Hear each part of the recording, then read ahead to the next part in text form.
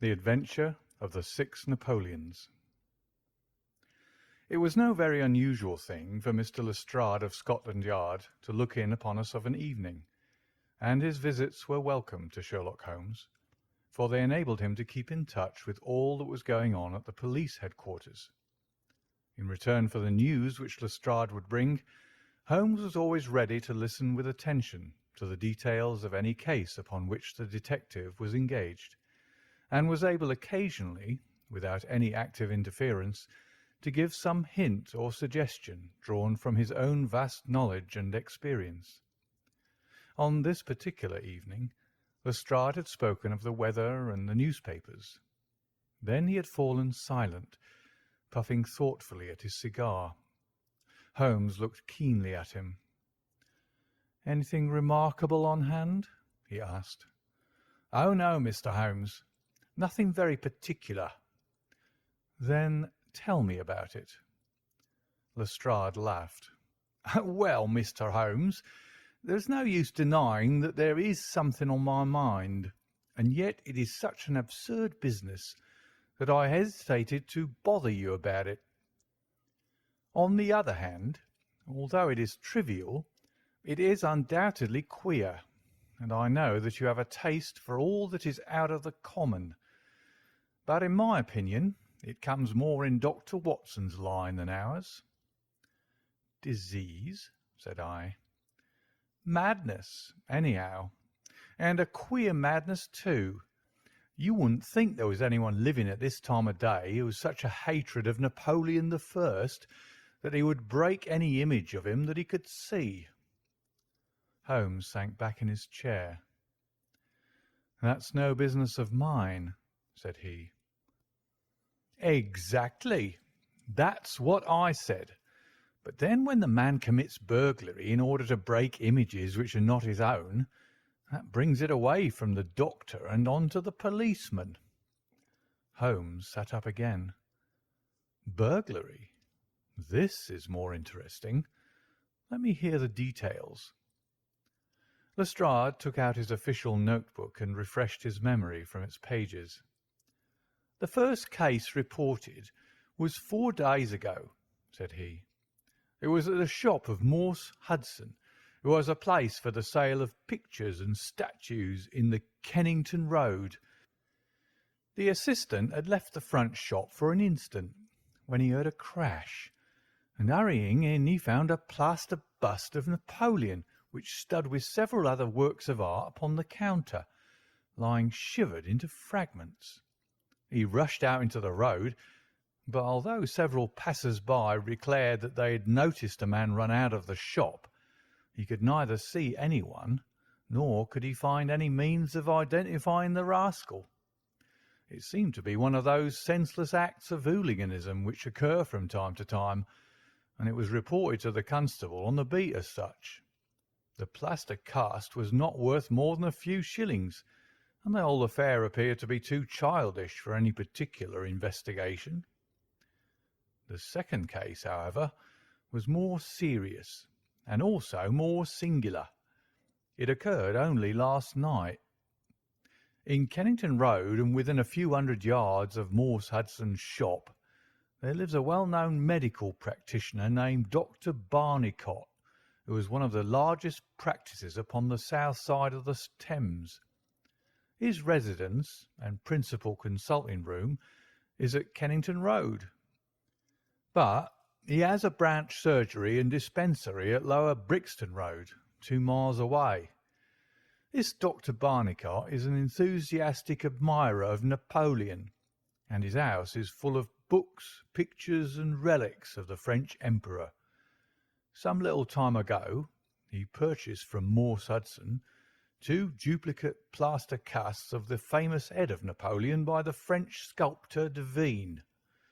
One of these he placed in his hall in the house at Kennington Road, and the other on the mantelpiece of the surgery at Lower Brixton. Well, when Dr. Barnicot came down this morning, he was astonished to find that his house had been burgled during the night, but that nothing had been taken save the plaster head from the hall. It had been carried out and had been dashed savagely against the garden wall. under which its splintered fragments were discovered." Holmes rubbed his hands. "This is certainly very novel," said he. "I thought it would please you, but I've not got to the end yet. Dr. Barnicot was due at his surgery at 12 o'clock, and you can imagine his amazement when, on arriving there, he found that the window had been opened in the night and that the broken pieces of his second bust were strewn all over the room. It had been smashed to atoms where it stood. In neither case were there any signs which could give us a clue as to the criminal or lunatic who had done the mischief. Now, Mr. Holmes, you've got the facts." "They are singular, not to say grotesque," said Holmes. "May I ask whether the two busts smashed in Dr. Barnicot's rooms were the exact duplicates of the one which was destroyed in Morse Hudson's shop?" "They were taken from the same mould." "Such a fact must tell against the theory that the man who breaks them is influenced by any general hatred of Napoleon. Considering how many hundreds of statues of the great emperor must exist in London, it is too much to suppose such a coincidence as that a promiscuous iconoclast should chance to begin upon 3 specimens of the same bust." "Well, I thought as you do," said Lestrade. "On the other hand, this Morse Hudson is the purveyor of busts in that part of London, and these 3 were the only ones which had been in his shop for years.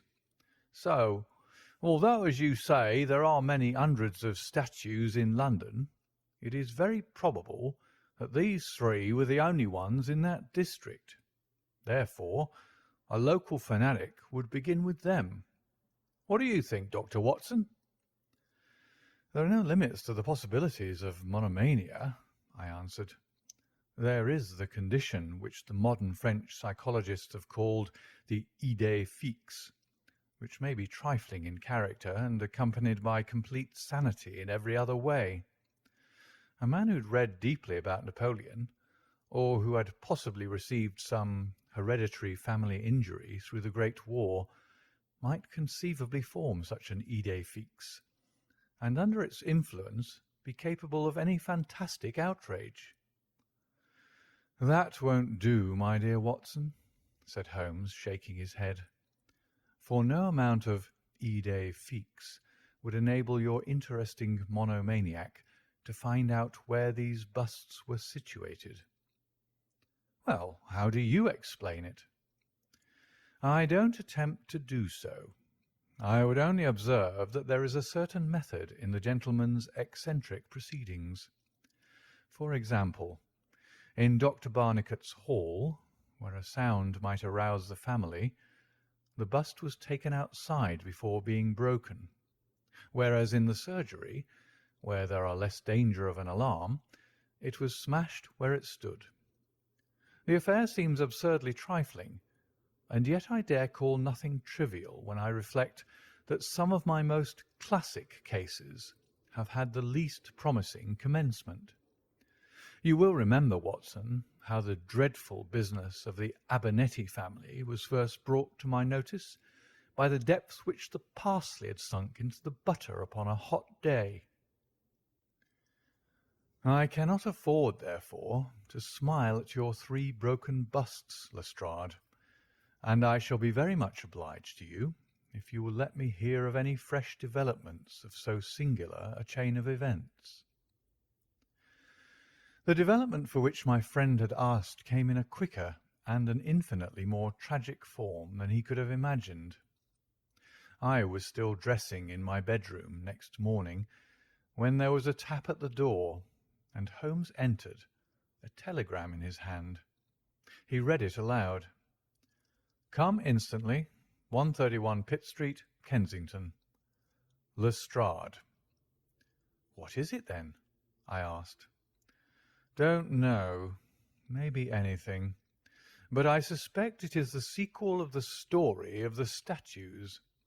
In that case, our friend the image breaker has begun operations in another quarter of London. There's coffee on the table, Watson, and I have a cab at the door." In half an hour we had reached Pitt Street, a quiet little backwater just beside one of the briskest currents of London life. Number 131 was one of a row, all flat-chested, respectable, and most unromantic dwellings. As we drove up, we found the railings in front of the house lined by a curious crowd. Holmes whistled. "By George, it's attempted murder at the least. Nothing less will hold the London message boy. There's a deed of violence indicated in that fellow's round shoulders and outstretched neck. What's this, Watson? The top steps swill down and the other ones dry. Footsteps enough, anyhow. Well, there's Lestrade at the front window, and we shall soon know all about it." The official received us with a very grave face and showed us into a sitting-room, where an exceedingly unkempt and agitated elderly man, clad in a flannel dressing-gown, was pacing up and down. He was introduced to us as the owner of the house, Mr. Horace Harker, of the Central Press Syndicate. "It's the Napoleon bust business again," said Lestrade. "You seemed interested last night, Mr. Holmes, so I thought perhaps you would be glad to be present now that the affair has taken a very much graver turn." "What has it turned to, then?" "To murder. Mr. Harker, will you tell these gentlemen exactly what has occurred?" The man in the dressing-gown turned upon us with a most melancholy face. "It's an extraordinary thing," said he, "that all my life I have been collecting other people's news, and now that a real piece of news has come my own way, I am so confused and bothered that I can't put two words together. If I'd come in here as a journalist, I should have interviewed myself and had 2 columns in every evening paper. As it is, I am giving away valuable copy by telling my story over and over to a string of different people, and I can make no use of it myself. However, I've heard your name, Mr. Sherlock Holmes, and if you'll only explain this queer business, I shall be paid for my trouble in telling you the story." Holmes sat down and listened. "It all seems to centre around that bust of Napoleon which I bought for this very room about 4 months ago. I picked it up cheap from Harding Brothers, 2 doors from the High Street station. A great deal of my journalistic work is done at night, and I often write until the early morning. So it was to-day. I was sitting in my den, which is at the back of the top of the house, about 3 o'clock, when I was convinced that I heard some sounds downstairs. I listened, but they were not repeated, and I concluded that they came from outside. Then suddenly, about 5 minutes later, there came a most horrible yell, the most dreadful sound, Mr. Holmes, that ever I heard. It will ring in my ears as long as I live. I sat frozen with horror for a minute or two, and then I seized the poker and went downstairs. When I entered this room, I found the window wide open, and I at once observed that the bust was gone from the mantelpiece. Why any burglar should take such a thing passes my understanding, for it was only a plaster cast and of no real value whatever. You can see for yourself that anyone going out through that open window could reach the front doorstep by taking a long stride. This was clearly what the burglar had done. So I went round and opened the door. Stepping out into the dark, I nearly fell over a dead man who was lying there.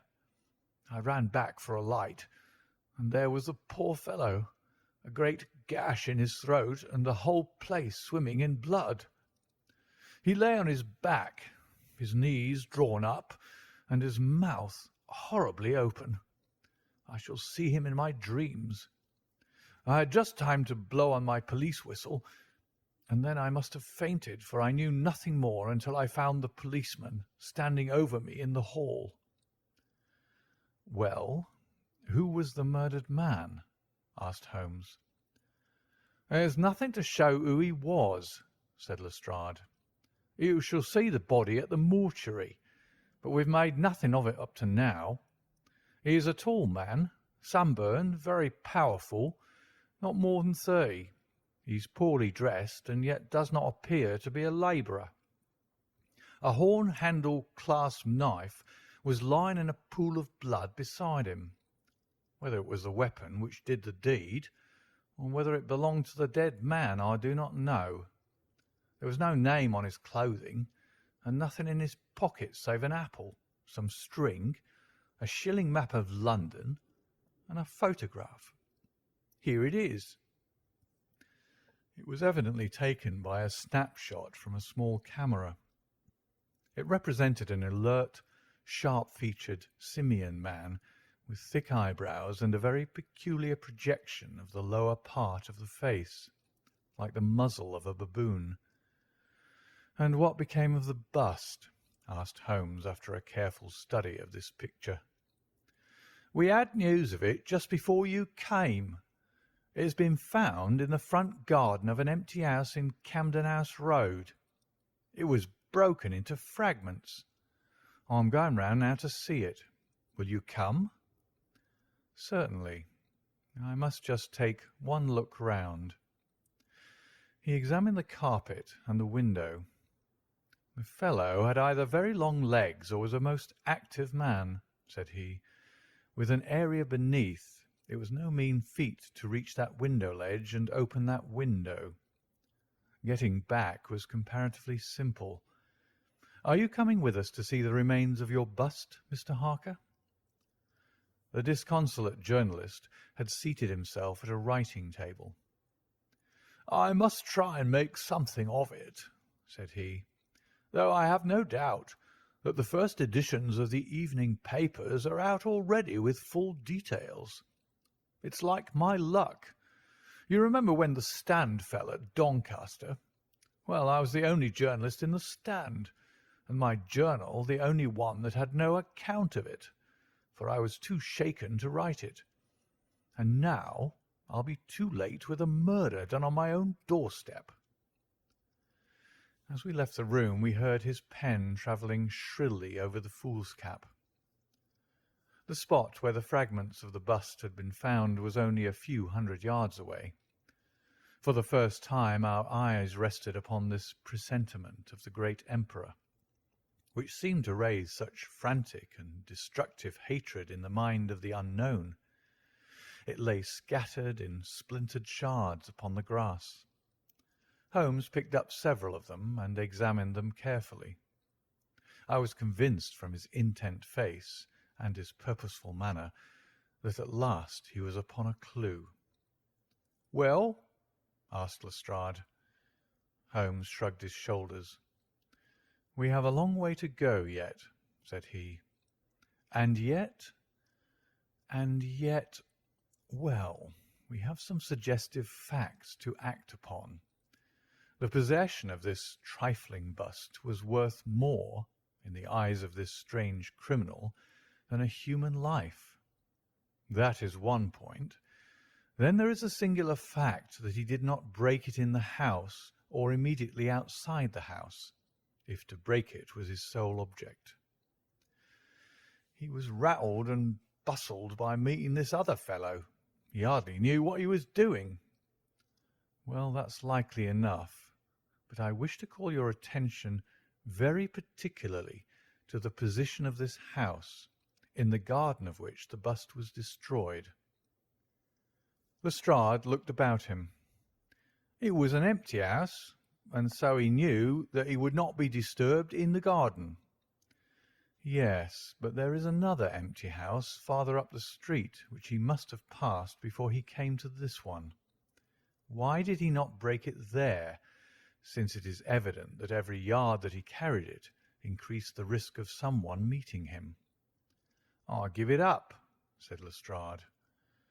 Holmes pointed to the street lamp above our heads.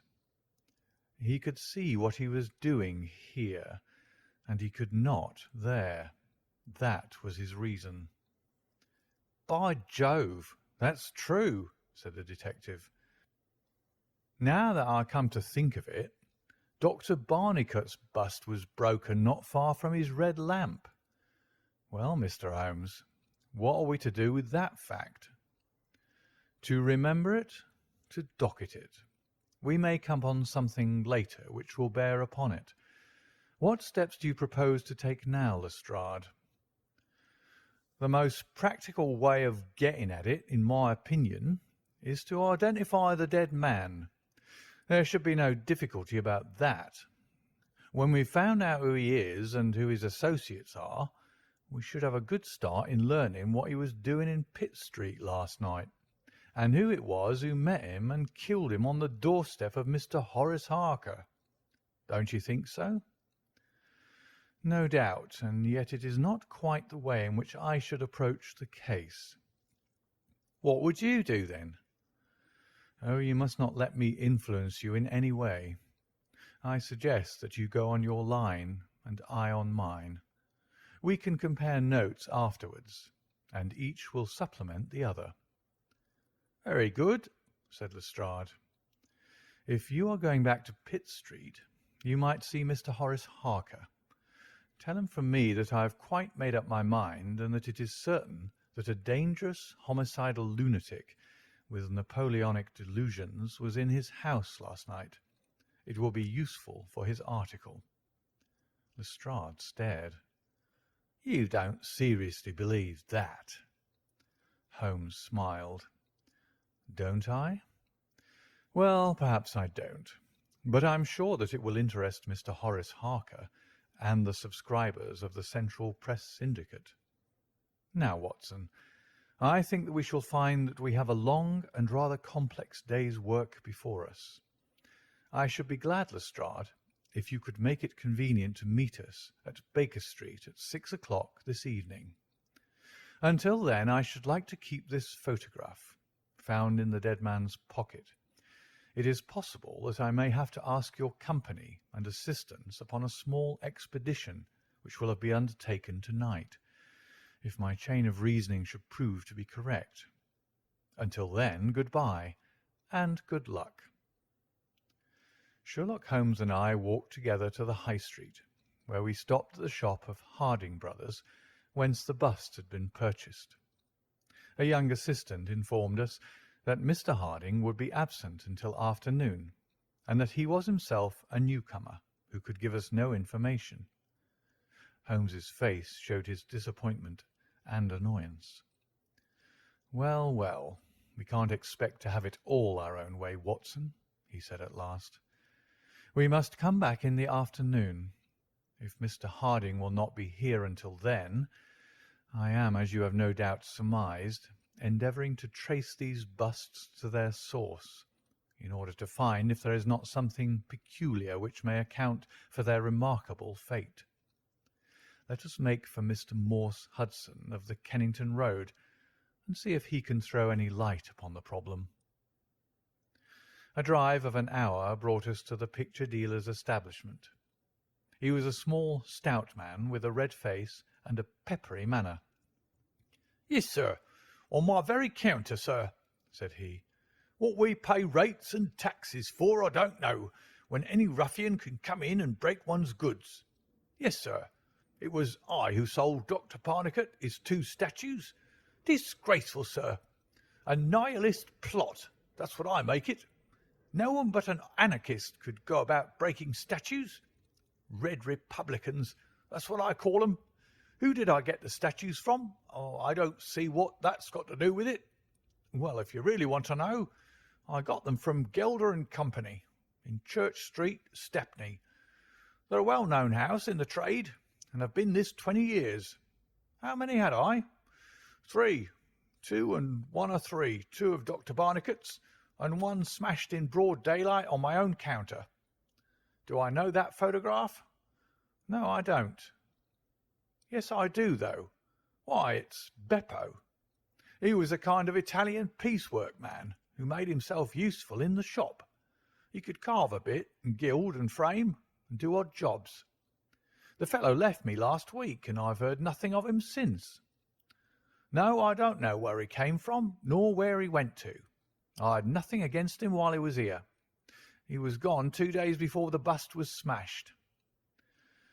"Well, that's all we could reasonably expect from Morse Hudson," said Holmes, as we emerged from the shop. "We have this Beppo as a common factor, both in Kennington and in Kensington, so that is worth a 10-mile drive. Now, Watson, let us make for Gelder and Company of Stepney, the source and origin of the busts. I shall be surprised if we don't get some help down there." In rapid succession we passed through the fringe of fashionable London, Hotel London, theatrical London, literary London, commercial London, and finally maritime London, till we came to a riverside city of 100,000 souls, where the tenement houses swelter and reek with the outcasts of Europe. Here in a broad thoroughfare, once the abode of wealthy city merchants, we found the sculpture works for which we searched. Outside was a considerable yard full of monumental masonry. Inside was a large room in which 50 workers were carving or moulding. The manager, a big blonde German, received us civilly and gave a clear answer to all Holmes's questions. A reference to his books showed that hundreds of casts had been taken from a marble copy of Devine's head of Napoleon, but that the 3 which had been sent to Morse Hudson a year or so before had been half of a batch of 6, the other 3 being sent to Harding Brothers of Kensington. There was no reason why those 6 should be different from any of the other casts. He could suggest no possible cause why anyone should wish to destroy them. In fact, he laughed at the idea. Their wholesale price was 6 shillings, but the retailer would get 12 or more. The cast was taken in 2 moulds from each side of the face, and then these 2 profiles of plaster of Paris were joined together to make the complete bust. The work was usually done by Italians, in the room we were in. When finished, the busts were put on a table in the passage to dry, and afterwards stored. That was all he could tell us. But the production of the photograph had a remarkable effect upon the manager. His face flushed with anger, and his brows knotted over his blue Teutonic eyes. "Ah, the rascal!" he cried. "Yes, indeed, I know him very well. This has been also a respectable establishment, and the only time that we have ever had the police in it was over this very fellow. It was more than a year ago now. He knifed another Italian in the street, and then he came to the works with the police on his heels, and he was taken here. Beppo was his name. His second name I never knew. Serve me right for engaging a man with such a face. But he was a good workman, one of the best." "What did he get?" "The man lived, and he got off with a year. I have no doubt he is out now, but he has not dared to show his nose here. We have a cousin of his here, and I dare say he could tell you where he is." "No, no," cried Holmes. "Not a word to the cousin. Not a word, I beg of you. The matter is very important, and the farther I go with it, the more important it seems to grow. When you referred in your ledger to the sale of those casts, I observed that the date was June 3rd of last year. Could you give me the date when Beppo was arrested?" "I could tell you roughly by the pay list," the manager answered. "Yes," he continued, after some turning over of the pages. "He was paid last on May 20th. "Thank you," said Holmes. "I don't think that I need intrude upon your time and patience any more." With a last word of caution that he should say nothing as to our researches, we turned our faces westward once more. The afternoon was far advanced before we were able to snatch a hasty luncheon at a restaurant. A news bill at the entrance announced Kensington outrage murder by a madman, and the contents of the paper showed that Mr. Horace Harker had got his account into print after all. 2 columns were occupied with a highly sensational and flowery rendering of the whole incident. Holmes propped it against the cruet stand and read it while he ate. Once or twice he chuckled. "This is all right, Watson," said he. "Listen to this. It is satisfactory to know that there can be no difference of opinion upon this case, since Mr. Lestrade, one of the most experienced members of the official force, and Mr. Sherlock Holmes, the well-known consulting expert, have each come to the conclusion that the grotesque series of incidents which have ended in so tragic a fashion arise from lunacy rather than from deliberate crime. No explanation save mental aberration can cover the facts. The press, Watson, is a most valuable institution if you only know how to use it. And now, if you have quite finished, we will hark back to Kensington and see what the manager of Harding Brothers has to say on the matter." The founder of that great emporium proved to be a brisk, crisp little person, very dapper and quick, with a clear head and a ready tongue. "Yes, sir. I have already read the account in the evening papers. Mr. Horace Harker is a customer of ours. We supplied him with the busts some months ago. We ordered 3 busts of that sort from Gelder and Company of Stepney. They are all sold now." "To whom?" "Oh, I dare say by consulting our sales book we could very easily tell you. Yes, we have the entries here. 1 to Mr. Harker, you see, and 1 to Mr. Josiah Brown of Laburnum Lodge, Laburnum Vale, Chiswick, and 1 to Mr. Sandford of Lower Grove Road, Reading. No, I have never seen this face which you show me in the photograph. You would hardly forget it, would you, sir? For I've seldom seen an uglier. Have we any Italians on the staff?" "Yes, sir.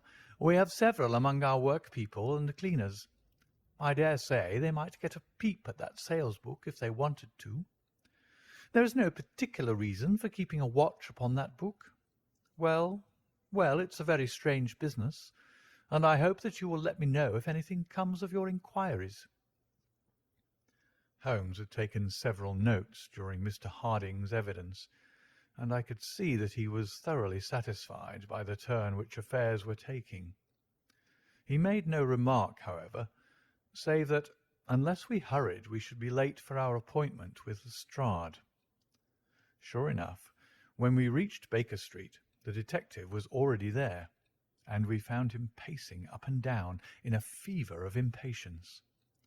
This look of importance showed that his day's work had not been in vain. "Well," he asked, "what luck, Mr. Holmes?" "We have had a very busy day, and not entirely a wasted one," my friend explained.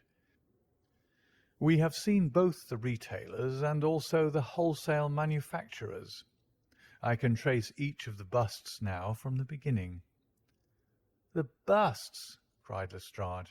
Well, you have your own methods, Mr. Sherlock Holmes, and it's not for me to say a word against them, but I think I've done a better day's work than you. I have identified the dead man." "You don't say so." "And found a cause for the crime." "Splendid. We have an inspector who makes a specialty of Saffron Hill and the Italian Quarter.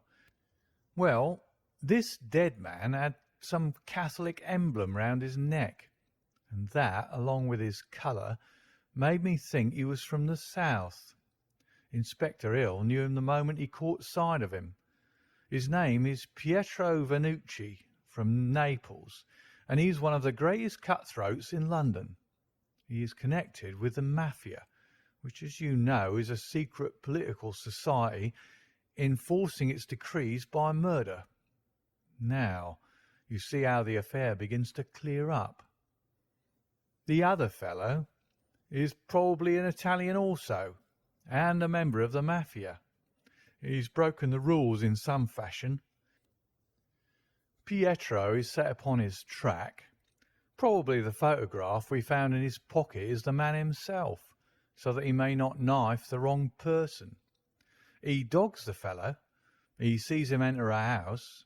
He waits outside for him, and in the scuffle he receives his own death wound. How's that, Mr. Sherlock Holmes?" Holmes clapped his hands approvingly. "Excellent, Lestrade, excellent," he cried. "But I didn't quite follow your explanation of the destruction of the busts." "The busts? You never can get those busts out of your head. After all, that's nothing. Petty larceny, 6 months at the most. It is the murder that we're really investigating, and I tell you that I am gathering all the threads into my hands." "And the next stage?" "Is a very simple one. I shall go down with Hill to the Italian quarter, find the man whose photograph we've got, and arrest him on the charge of murder. Will you come with us?" "I think not. I fancy we can attain our end in a simpler way. I can't say for certain, because it all depends upon a factor which is completely outside our control. But I have great hopes. In fact, the betting is exactly 2-1, that if you will come with us tonight, I shall be able to help you to lay him by the heels." "In the Italian quarter?" "No. I fancy Chiswick is an address which is more likely to find him. If you will come with me to Chiswick tonight, Lestrade, I'll promise to go to the Italian quarter with you tomorrow, and no harm will be done by the delay. And now I think that a few hours' sleep would do us all good, for I do not propose to leave before 11 o'clock, and it is unlikely that we shall be back before morning. You'll dine with us, Lestrade? And then you are welcome to the sofa until it's time for us to start. In the meantime, Watson, I should be glad if you would ring for an express messenger, for I have a letter to send, and it is important that it should go at once." Holmes spent the evening in rummaging among the files of the old daily papers with which one of our lumber rooms was packed. When at last he descended, it was with triumph in his eyes, but he said nothing to either of us as to the result of his researches. For my own part, I had followed step by step the methods by which he had traced the various windings of this complex case, and though I could not yet perceive the goal which we would reach, I understood clearly that Holmes expected this grotesque criminal to make an attempt upon the 2 remaining busts, one of which, I remembered, was at Chiswick. No doubt the object of our journey was to catch him in the very act, and I could not but admire the cunning with which my friend had inserted a wrong clue in the evening paper, so as to give the fellow the idea that he could continue his scheme with impunity.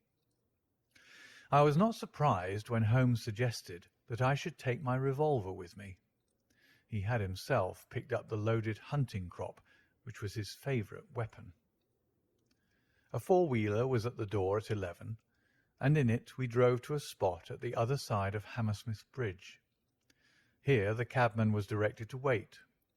A short walk brought us to a secluded road fringed with pleasant houses, each standing in its own grounds.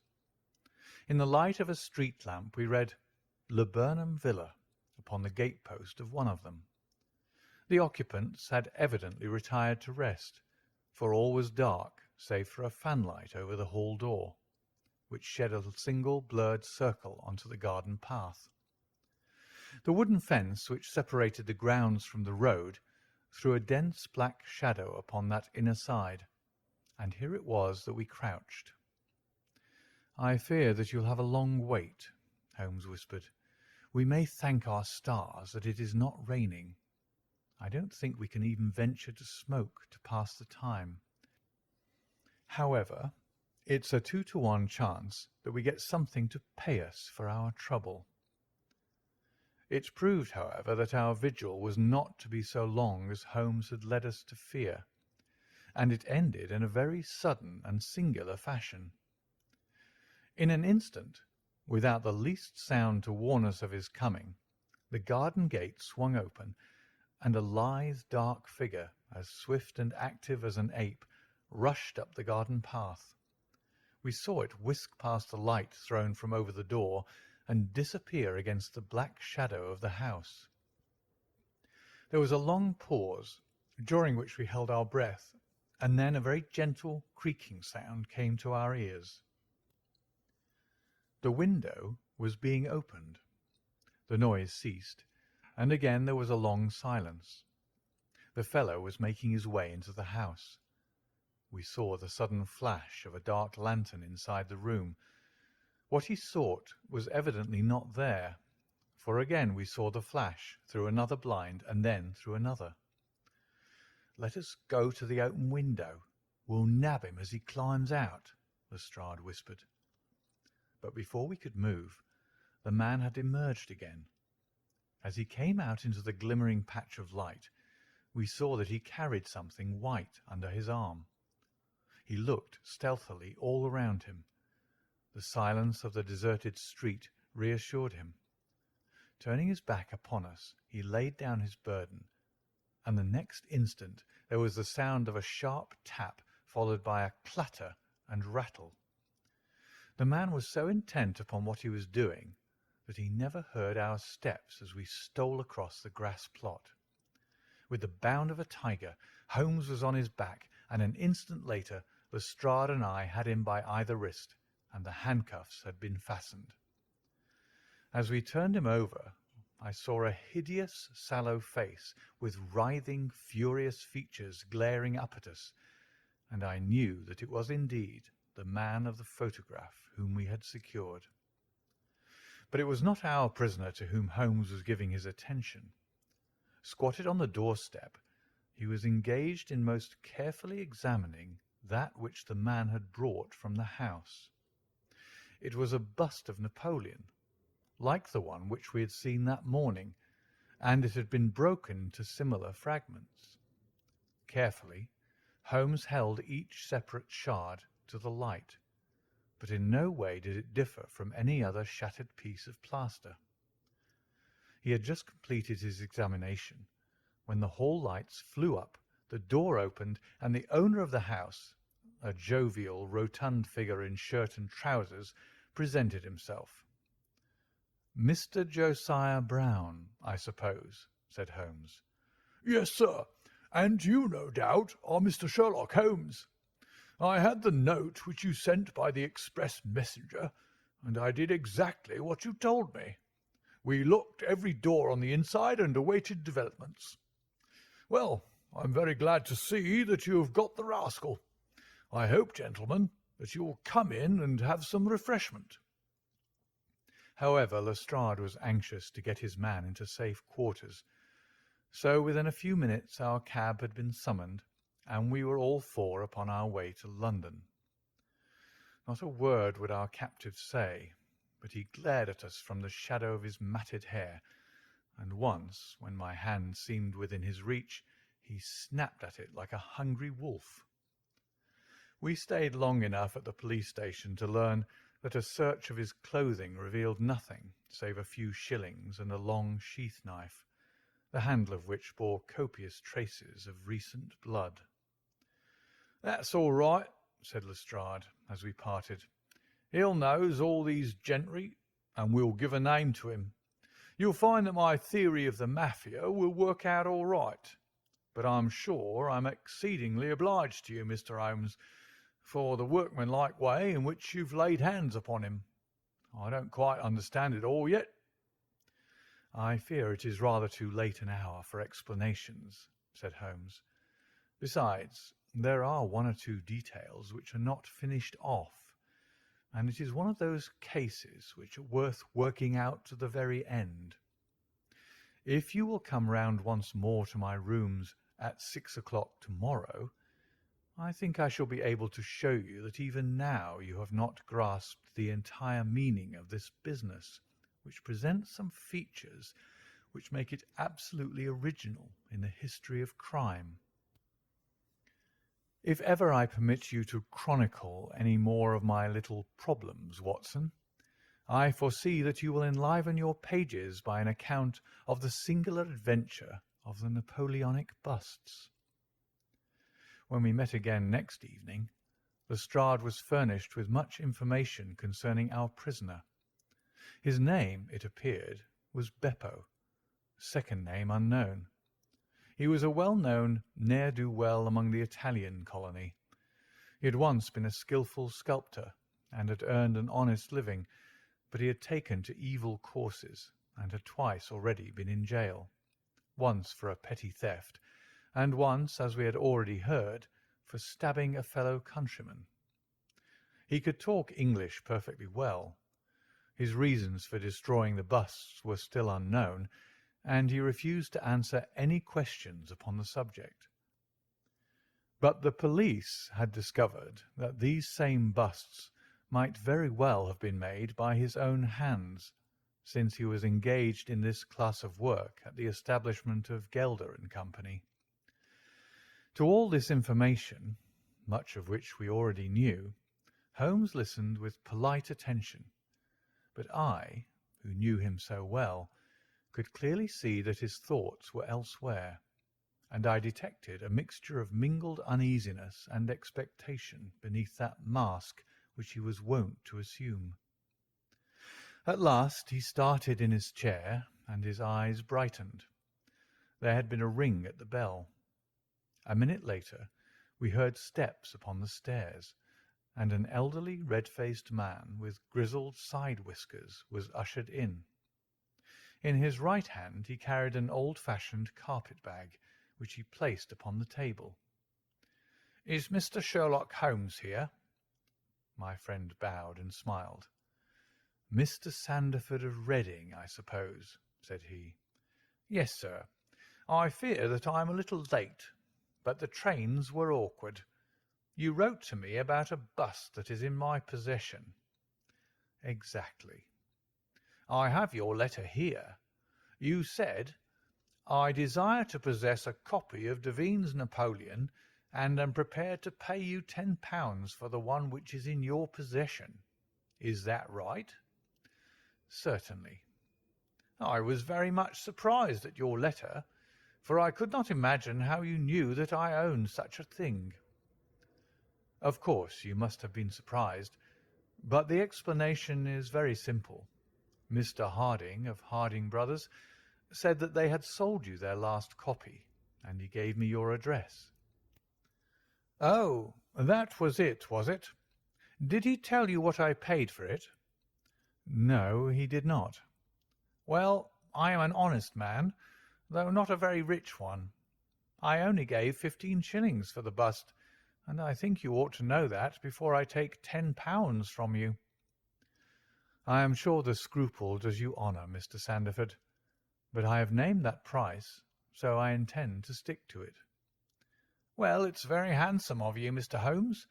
I brought the bust up with me, as you asked me to do. Here it is." He opened his bag, and at last we saw placed upon our table a complete specimen of that bust which we had already seen more than once in fragments. Holmes took a paper from his pocket and laid a £10 note upon the table. "You will kindly sign that paper, Mr. Sandford, in the presence of these witnesses. It is simply to say that you transfer every possible right that you ever had in the bust to me. I am a methodical man, you see, and you never know what turn events might take afterwards. Thank you, Mr. Sandford. Here is your money, and I wish you a very good evening." When our visitor had disappeared, Sherlock Holmes's movements were such as to rivet our attention. He began by taking a clean white cloth from a drawer and laying it over the table. Then he placed his newly acquired bust in the centre of the cloth. Finally, he picked up his hunting crop and struck Napoleon a sharp blow on the top of the head. The figure broke into fragments, and Holmes bent eagerly over the shattered remains. Next instant, with a loud shout of triumph, he held up one splinter, in which a round, dark object was fixed like a plum in a pudding. "Gentlemen," he cried, "let me introduce you to the famous Black Pearl of the Borgias." Lestrade and I sat silent for a moment, and then, with a spontaneous impulse, we both broke at clapping, as at the well-wrought crisis of a play. A flush of colour sprang to Holmes's pale cheeks, and he bowed to us like the master dramatist who receives the homage of his audience. It was at such moments that for an instant he ceased to be a reasoning machine and betrayed his human love for admiration and applause. The same singularly proud and reserved nature which turned away with disdain from popular notoriety was capable of being moved to its depths by spontaneous wonder and praise from a friend.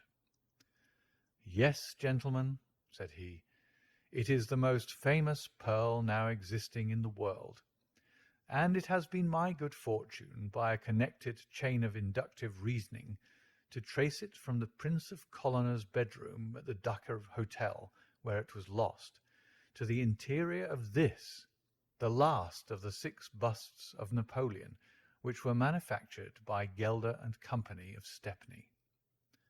You will remember, Lestrade, the sensation caused by the disappearance of this valuable jewel, and the vain efforts of the London police to recover it. I was myself consulted upon the case, but I was unable to throw any light upon it.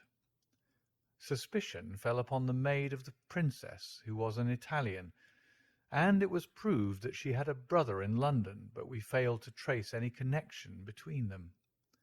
The maid's name was Lucretia Vannucci, and there is no doubt in my mind that this Pietro, who was murdered 2 nights ago,